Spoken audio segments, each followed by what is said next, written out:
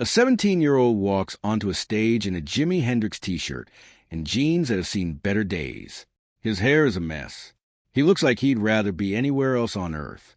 One of the judges doesn't even try to hide his disappointment before the boy has sung a single note, and then he opens his mouth. And for the next 90 seconds, for judges and an entire arena forget how to breathe. That was the introduction the world got to Jonathan Antoine in 2012. What most people never got was the 14 years that came before it, or the decade that came after. This is that story. Jonathan Antoine was born on January 13th, 1995, in Essex, England, to a father who worked as a police inspector and a mother who ran the household. From the outside, it was an ordinary upbringing in an ordinary town. From the inside, it was anything but easy. Jonathan has said the bullying started when he was still a small child, long before he had any language for why other kids seemed to single him out. He was teased for his size, for the way he carried himself, for simply being a kid who didn't move through the world the way his classmates did. Music became the place he went when everything else felt hostile. Food became another kind of comfort, one that would follow him into adulthood and eventually become its own battle.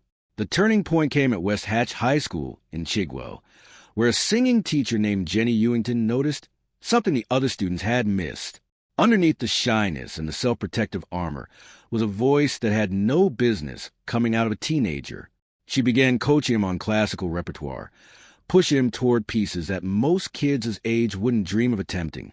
Slowly, word got around the school that there was a boy with an extraordinary set of pipes, and slowly, the way people looked at him started to shift. By the time he was 14, Jonathan was strong enough as a vocalist to audition for all 4 of London's major music conservatories. He got into every one of them and chose the junior program at the Royal Academy of Music. A year or two later, he performed at the Stratford and East London Music Festival and walked away with the highest score the festival had ever recorded. The boy who'd spent years being told he didn't belong was quietly becoming one of the most talented teenage voices in the country, even if almost nobody outside his hometown knew it yet. It was also at West Hatch that Jonathan met a classmate named Charlotte Jaconelli, and the two began singing together, eventually performing the prayer at a teacher's wedding. That informal duet became the seed of something much bigger. On March 24th, 2012, Jonathan and Charlotte walked out onto the Britain's Got Talent stage as an unlikely pairing. A confident 16-year-old in a smart blazer next to a visibly nervous 17-year-old in scruffy clothes. Simon Cowell greeted them with a dismissive remark before they'd sung a word, the kind of comment that could have crushed a less resilient kid. Then the opening notes of the prayer filled the room, and the entire tone of the moment flipped. Jonathan's tenor cut through the arena with a depth and control that seemed to belong to someone decades older, and the crowd was on its feet before the song had even finished.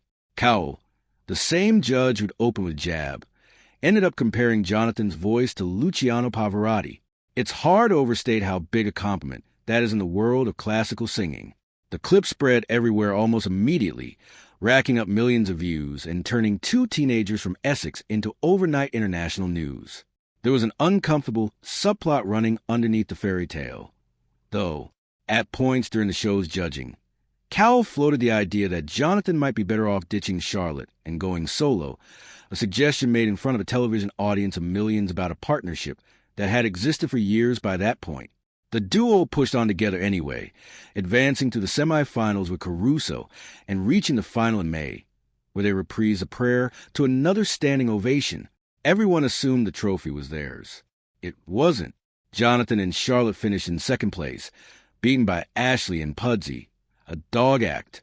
Jonathan later described the sinking feeling of that moment. Though true to form, he held it together and didn't break down on camera.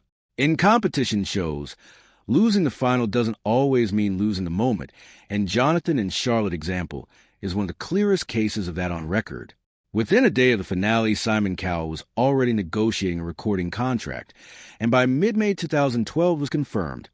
A £1 million deal with his label, Psycho. Their debut album, Together, arrived that September in the UK and reached the top 5 on the charts, eventually selling around 250,000 copies. It was the kind of commercial result plenty of actual series winners never come close to. Documentary crews trailed them.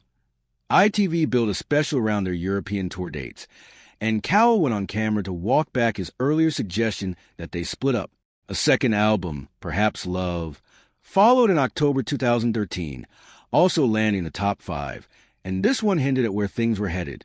Charlotte was drawn toward musical theater and more contemporary material, while Jonathan's heart stayed with pure classical and operatic work. The record included solo tracks from each of them, a small but telling sign that the duo format was starting to feel like a container that couldn't quite hold what each of them wanted to do next. In February 2014, Jonathan and Charlotte announced they were parting ways. Both had been offered solo deals with Sony Classical, and both decided to take them.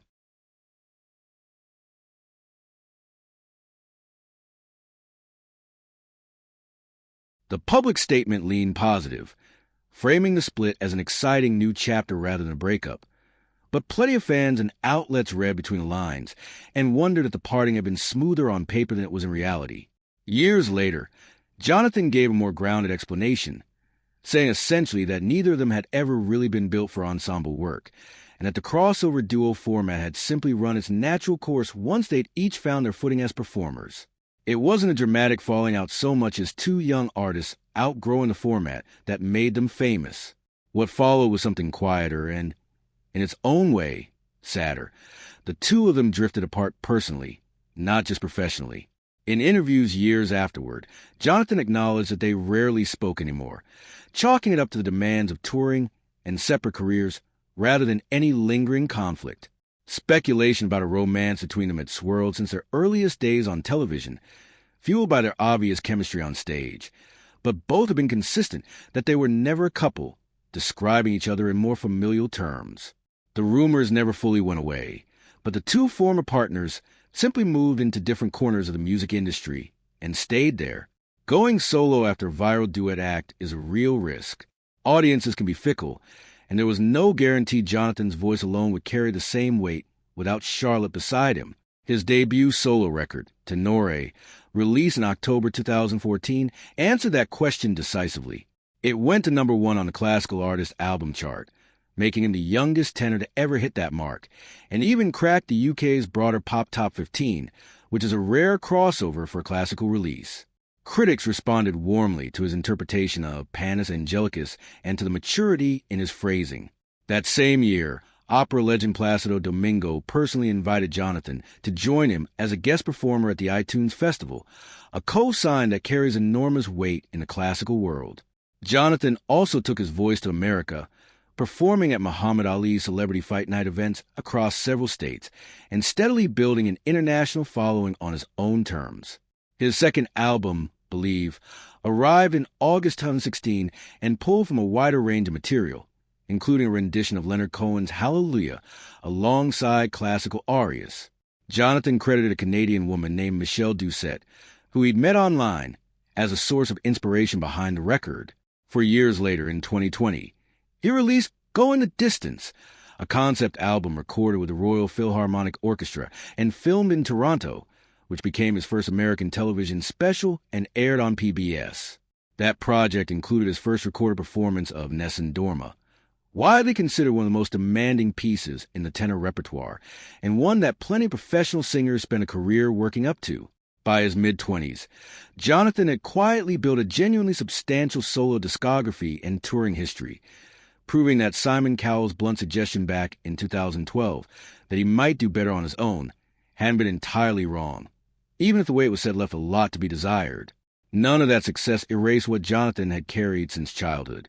He's spoken candidly in interviews over the years about struggling with depression, describing how the accumulated weight of years of bullying didn't just disappear once the world started applauding him.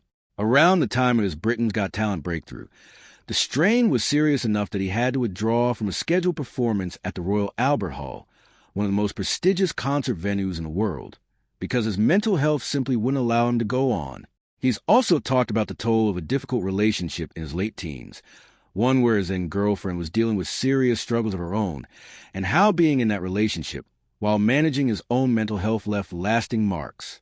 Rather than keeping all of this behind closed doors, Jonathan gradually became an outspoken advocate for mental health awareness, using his platform to talk openly about depression, and even co-authoring a children's book focused on anti-bullying themes, aimed at helping kids in a position he'd once been in. His relationship with his weight followed a similar arc. Food had been a source of comfort during the hardest years of his childhood, and that pattern followed him into adulthood. Around 2018 and 2019, managing a diagnosed thyroid condition and looking for a change, Jonathan began a serious effort to overhaul his health. It wasn't a crash diet or a quick fix, by his own account. It came down to daily walking, consistency, and a fundamentally different relationship with food, built slowly over several years rather than overnight. In April 2022, not long after turning 27, Jonathan received an autism diagnosis. He didn't go public with it right away. It wasn't until Autism Awareness Day 2 years later that he shared the news with his fans on Instagram, writing that having a life already lived suddenly reframed through a new lens was something genuinely difficult to sit with. For Jonathan, the diagnosis didn't function as an excuse for anything in his past. He's since described it in terms of explanations rather than excuses, a distinction he seems to take seriously, understanding why certain things had always felt harder for him, without using that understanding to dodge accountability for his choices. He's spoken about how his mother had suspected something along these lines for years, though it took a long time and a specific conversation with a specialist with a picture to finally come into focus.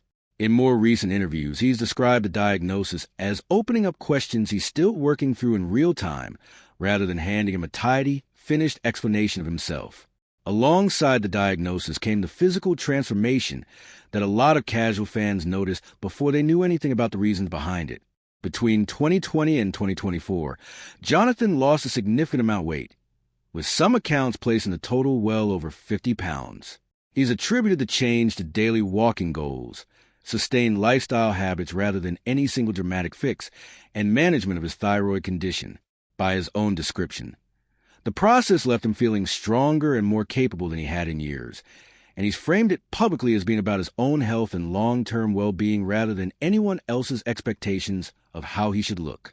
These days, Jonathan Antoine has largely stepped back from the Britain's Got Talent spotlight that first made him famous, and he said as much directly, distancing himself from the show even as it continues into new seasons without him. His focus has shifted toward new music and toward being candid, on his own terms, about mental health and neurodivergence. He's continued releasing new material and has talked publicly about a forthcoming project blending his classical training with more contemporary songwriting, alongside earlier holiday season and covers releases. Charlotte Jaconelli, for her part, moved into musical theater, appearing in West End productions, and the two former partners remain largely out of touch, each having sailed into very different corners of the entertainment industry. What makes Jonathan Antoine's story compelling isn't really the viral clip, even though that's how most people found him. It's everything that clip left out. A kid who spent his early childhood being told, in 100 small cruel ways, that he didn't fit. A teenager whose talent was almost missed entirely if one teacher hadn't decided to pay attention. A young adult who won the internet's heart and then had to quietly rebuild his sense of self away from cameras. First as a solo artist trying to prove he could stand on his own, and later as someone reckoning with a diagnosis that reframed everything that had come before it. None of it fits neatly into a 2-minute highlight reel. That's probably the point.